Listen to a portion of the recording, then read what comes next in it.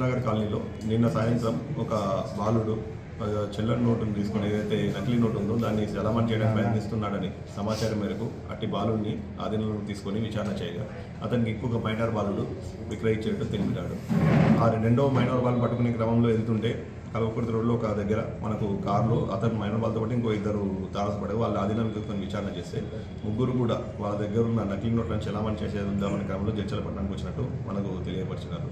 ఆ నలుగురిని కూడా మనం ఆధీనంలో తీసుకొని వాళ్ళ దగ్గర నుంచి మొత్తం 14,500 నకిలీ నోట్లను 13,200 నకిలీ నోట్లను మనం స్వాధీనం చేసుకోవడం జరిగింది. కారును కూడా సీజ్ చేయడం జరిగింది. వీళ్ళు జర్నీకి కారణమైన ప్రధాన నిందితుడి కోసం మనం గాలింపు చేపడుతున్నాము. అతన్ని అరెస్ట్ చేసిన వెంబడే తదుపరి విచారణ మనం తెలపడం జరుగుతుంది.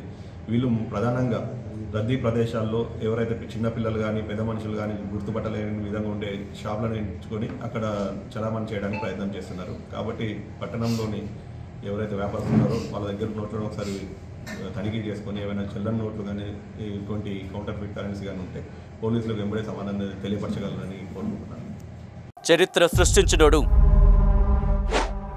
ఇప్పుడు ఆ చరిత్రని తిరగరాయబోతున్నాడు. అబద్ధాల గోడల్ని బద్దలు కొట్టి నిజాలను రాగా మీ ముందుంచబోతున్నాడు. నిజమైన వార్తల కోసం వెంటనే డౌన్లోడ్ చేసుకోండి రా యాప్ని.